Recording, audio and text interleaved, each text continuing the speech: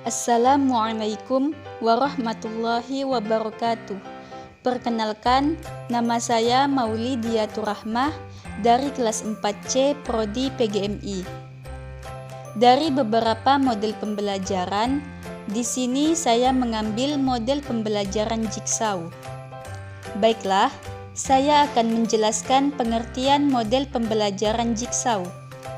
Model pembelajaran Jigsaw merupakan sebuah model belajar kooperatif yang di dalamnya menuntut siswa dalam bekerja kelompok yang berbentuk kelompok kecil. Adapun langkah-langkah model pembelajaran Jigsaw sebagai berikut. Yang pertama, membentuk kelompok heterogen yang beranggotakan 4-6 orang. Yang kedua, tiap orang dalam kelompok diberi subtopik yang berbeda.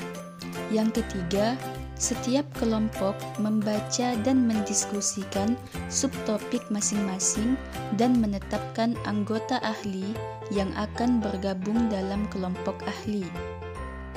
Yang keempat, anggota ahli dari masing-masing kelompok berkumpul dan mengintegrasikan semua subtopik yang telah dibagikan sesuai dengan banyaknya kelompok. Yang kelima, kelompok ahli berdiskusi untuk membahas topik yang diberikan dan saling membantu untuk menguasai topik tersebut. Yang keenam, setelah memahami materi, kelompok ahli menyebar dan kembali ke kelompok masing-masing, kemudian menjelaskan materi kepada rekan kelompoknya. Yang ketujuh, tiap kelompok mempresentasikan hasil diskusi. Yang kedelapan, guru memberikan tes individual pada akhir pembelajaran tentang materi yang telah didiskusikan. Dan yang kesembilan, siswa mengerjakan tes individual atau kelompok yang mencakup semua topik. Selanjutnya, model pembelajaran Jigsaw memiliki kelebihan dan kekurangan. Adapun kelebihan model pembelajaran Jigsaw diantaranya: pertama, mempermudah pekerjaan guru dalam mengajar karena sudah ada kelompok ahli yang bertugas menjelaskan materi kepada rekan-rekannya.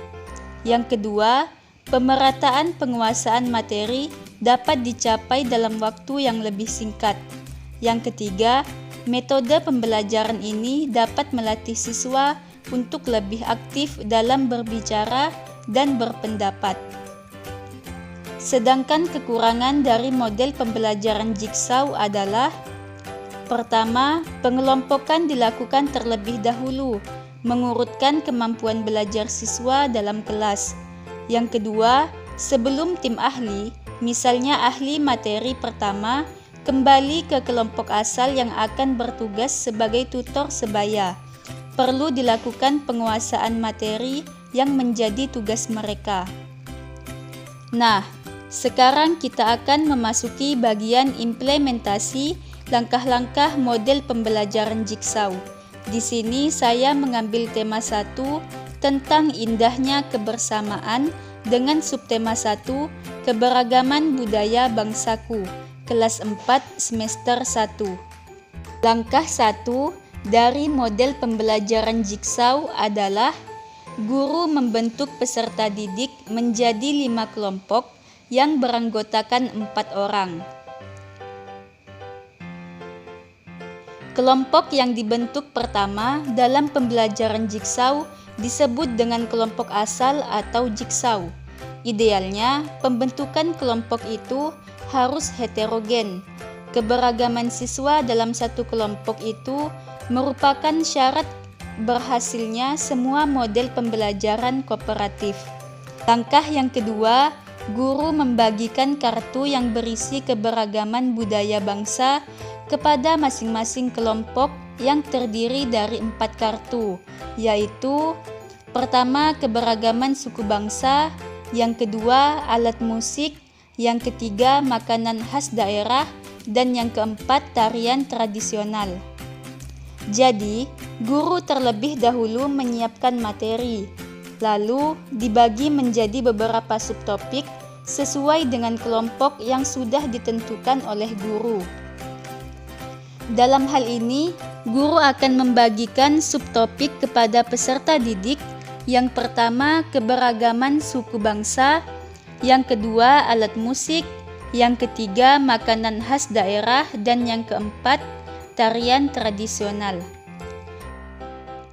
Langkah yang ketiga, setiap kelompok membaca dan mendiskusikan subtopik masing-masing dan menetapkan anggota ahli yang akan bergabung dalam kelompok ahli.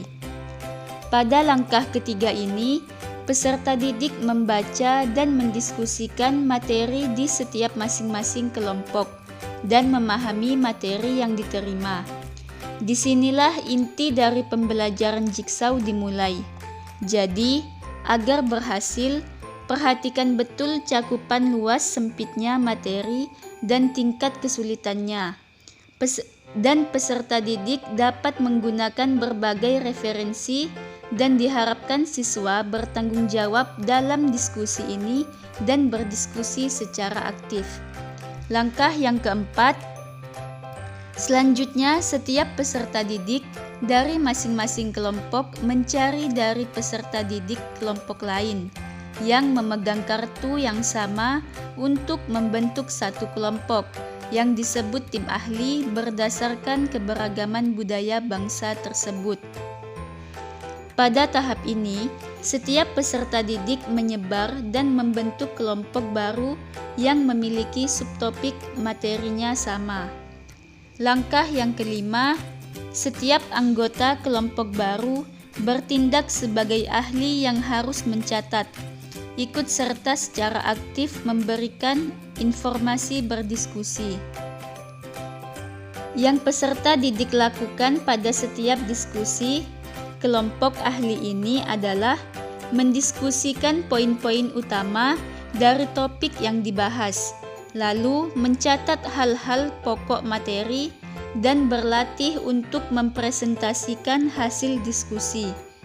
Peserta didik mengatur sendiri jalannya diskusi agar semuanya aktif. Langkah yang keenam, setelah diskusi dari tim ahli tersebut selesai, kemudian peserta didik kembali ke kelompok asalnya dan menerangkan hasil diskusi bersama tim ahli kepada anggota kelompok asalnya. Jadi, peserta didik kembali ke kelompok asal untuk menjelaskan hasil diskusinya bersama tim ahli tadi.